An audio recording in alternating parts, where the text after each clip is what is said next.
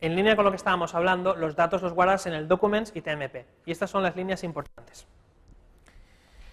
Si tú quieres obtener la ruta donde vas a guardar, ¿vale? Porque una cadena la puedes volcar con un método que tiene un string, se puede volcar directamente al disco duro y se puede recuperar directamente el disco duro, lo que necesitas es la ruta, utilizarías este código.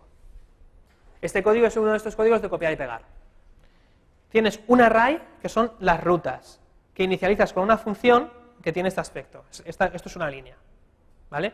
Con ese array, una vez lo has inicializado, en el índice 0 de ese array tienes la ruta del documento, del directorio de documentos.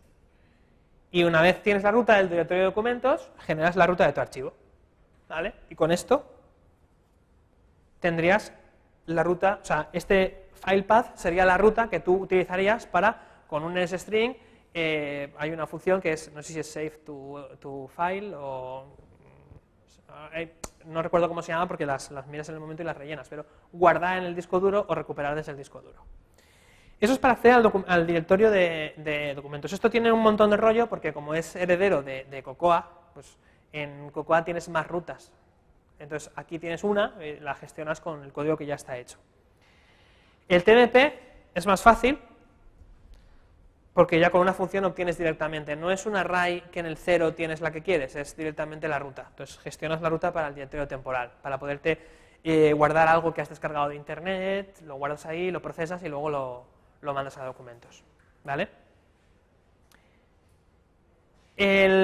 Normalmente, cuando tú tienes que guardar datos muy pequeñitos, cositas puntuales, un texto, un número, un valor, el volumen, ¿vale? El nombre de usuario, lo haces mediante los valores por defecto de usuario que están en el setup de la aplicación.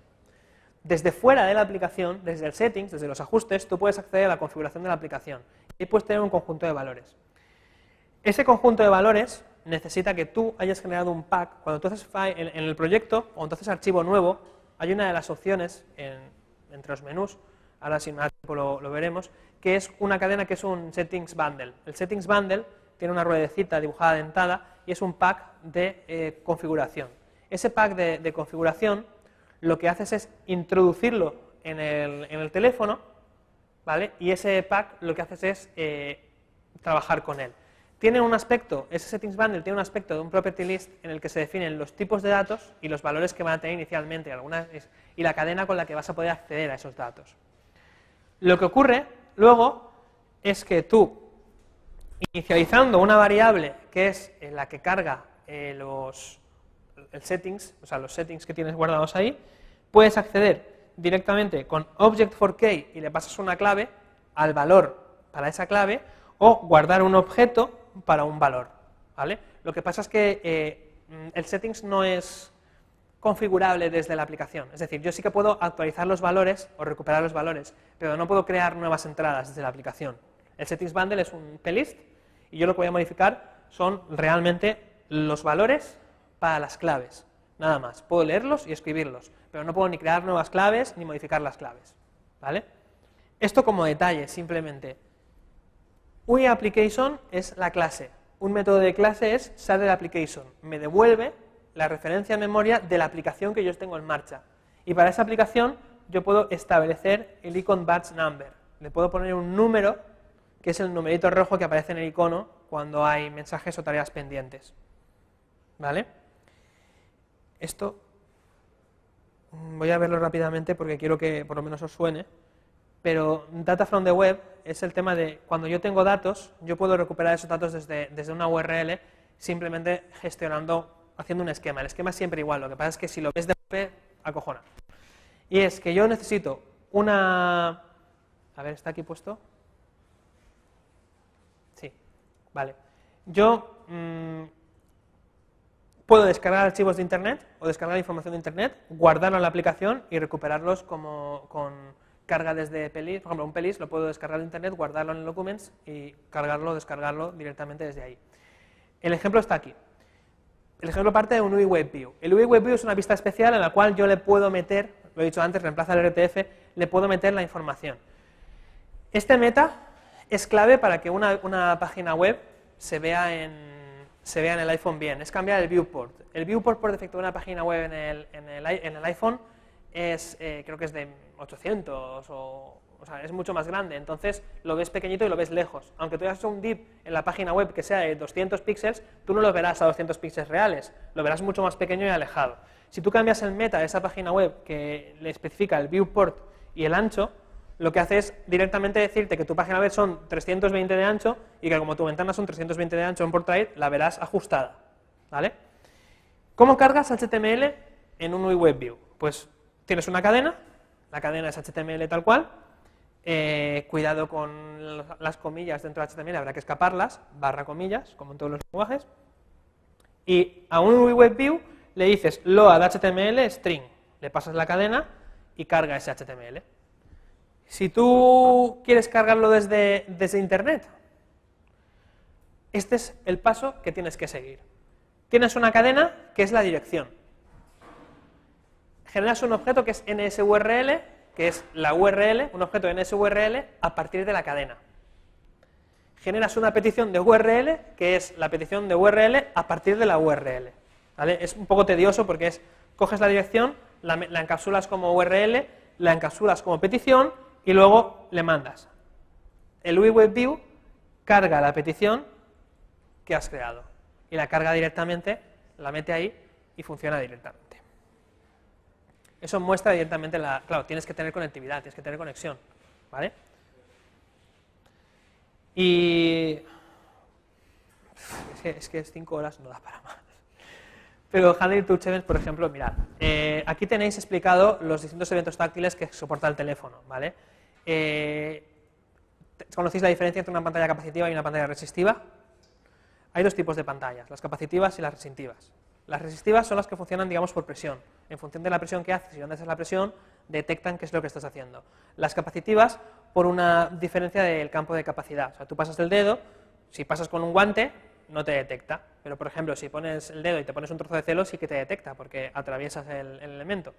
Entonces, esas variaciones de capacidad son lo que hacen que detecte los dedos que estás poniendo. El iPhone detecta hasta 5 dedos, el iPad hasta 10, ¿vale? Entonces, lo que haces es que cuando tú pones un dedo, hay una rejilla y esa rejilla sufre hay unos valores de modificación en el campo. Entonces, lo que hace es discriminar los puntos en los que hay modificaciones que son muy pequeñitos, en torno a los menos de 4 milímetros o menos de 3 milímetros de radio, los discrimina, y los que son más grandes los convierte en un rectángulo, busca su punto central y en ese punto central es donde has tocado, ¿vale? Normalmente los stylus de menos de 5 milímetros de diámetro no suelen funcionar muy bien, ¿vale? ¿Cómo gestionas tú esos eventos? Pues hasta hace algunas versiones tú gestionabas directamente con todos los elementos que pueden llegar a ser first responder.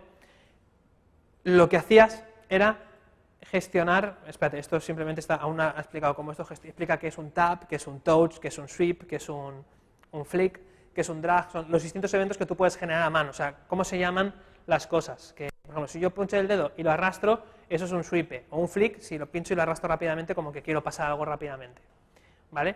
Ahí no hay, si muevo dos dedos en paralelo es un pan, si los alejo y los acerco es un pinch, ¿vale? Pues eso es definición. Todos esos eventos que yo hago, cada vez que yo pongo un dedo en la pantalla, lo que hace es recibir estos eventos. Touches began with event, touches moved, touches ended o touches canceled. Began, cada vez que empiezas una secuencia, no cada vez que pones un dedo. Si yo pongo un dedo, estoy empezando un gesto. Si yo pongo otro dedo, ese gesto acaba de pasar a tener 2 dedos, pero es el mismo gesto, ¿vale? No gestiona cada dedo por separado. Sí que tengo cada touch por separado, pero el gesto es el conjunto. Touches began, touches moved cuando yo muevo algún dedo, touches ended cuando yo quito los dedos y lo dejo quieto. Tiene que pasar un poquito de tiempo porque los taps, yo hago un tap, quito el dedo de la pantalla, no ended, hace begin y luego fin. Y cancelar es, por ejemplo, si yo tengo 5 dedos y meto otro, se cancela, no funciona. Con el sexto dedo deja de funcionar. En el iPad cuando metes el dedo 11. Hasta ahora se gestionaban así. Esto era bastante rollero, porque tienes que gestionar la posición en cada momento y calcular si el usuario está moviendo el dedo en horizontal dentro de un rango aceptable para considerar que está en horizontal o lo que sea. Lo que se hace actualmente es utilizar este tipo de datos, ¿vale? Son reconocedores de gestos. básicamente lo que haces con este tipo de cosas es, yo le digo, quiero detectar un doble tap, pues genero un UI Tap Gesture Recognizer, le digo, lo configuro para que reciba 2 taps, un doble tap, y le digo en esta vista, y me olvido. Y a eso le pongo un delegado. Y cuando eso detecte un doble, te lo pasará al delegado, le dirá, oye, he detectado esto. Entonces ya sabes lo que tienes que hacer y te olvidas de gestionar independientemente cada evento. Todos más o menos funcionan igual y cualquiera de ellos, o sea, obviamente está todo documentado, pero eso es lo que tenéis que buscar si queréis gestionar los eventos táctiles. Yo creo, o sea, por experiencia, y ya no personal, sino con alumnos que he tenido, cuando tú decides que quieres empezar a programar en iPhone o en iOS, te registras gratuitamente, te vas a la web, buscas la documentación, está toda en inglés, ¿vale? Y empiezas a bajar documentación y se va solucionando poco a poco, pero al principio era muy críptica la documentación. ¿Por qué? Porque te estás enfrentando a unos ejemplos de código con unas metodologías, Model View Controller o protocolo delegado, cosas así, que no has visto nunca y que no sabes por dónde tienes que tirar, y encima en un lenguaje que no conoces. Entonces, es bastante críptico. Yo espero que con estas 5 horas hayáis reducido un poquito la criticidad de la documentación de Apple. Que si ahora cogéis la documentación de Apple y, pues sí, mira, esto más o menos no me lo sé de memoria, obviamente, nadie se acuerda de las 5 horas de memoria, pero sí que lo vimos en clase, o sí que me di cuenta de que esto pasaba o que esto era así, sí que explicó el profesor algo relacionado con esto. Entonces ya más o menos entiendes algo. Entonces, a base de entender algo y mirar la documentación, por ejemplo, el tema del protocolo y delegado. Sabéis que si hay un protocolo, yo tengo que decir que el delegado soy yo, tengo que en el punto H cumplir con ese protocolo, sé, o hemos visto, cómo puedo ir a ver ese protocolo haciendo doble clic con Alt, yendo al punto H, miro las funciones, todas vienen descritas, me copio las que me interesan, no las pongo en el punto H porque ya están declaradas, las pongo en el punto M y las implemento. Claro, yo llevo llevo mucho tiempo con esto, entonces me lo sé de memoria. Pero vosotros por lo menos que os quede un poquito la noción de que no es tan esotérico y tan abstracto como parece, sino que ahí está toda la información. Una recomendación que haría yo, sobre todo a los usuarios que vienen de Windows, es que estamos muy mal acostumbrados, ¿vale? Y no es un tema de Windows, de otros sistemas operativos también es, a no leer. Porque muchas veces las cosas que nos dicen los ordenadores no las entendemos, ¿vale? El típico error de, se ha producido un error de sección en el módulo del kernel 0002 puntos, y dices, pero, ¿y? O sea, ya sé solucionarlo, giro el ordenador, no sabes lo que está pasando ahí, ¿vale? Entonces, con ese tipo de cosas nos acostumbramos a no leer. Y en Apple una constante, ya no en el desarrollo, sino en el sistema operativo, es que cuando hay un problema, si tú lees ese problema, ¿vale? A lo mejor hay cosas que no entiendes, pero en un momento dado habrá algo o una aclaración que dirás, vale, ya sé lo que está pasando, ¿vale? Los errores que aparecen, si os aparece un error en el Xcode en el terminal, en la consola, hay un tocho así, al final, que no vais a entender. Pero si tú te vas hacia arriba, en el momento en que se inicia ese tocho de información, la línea te viene a decir, es que has intentado llamar a un método que se llama así y no lo encuentro.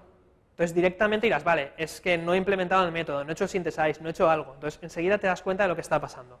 Pero estamos muy mal acostumbrados a no leer.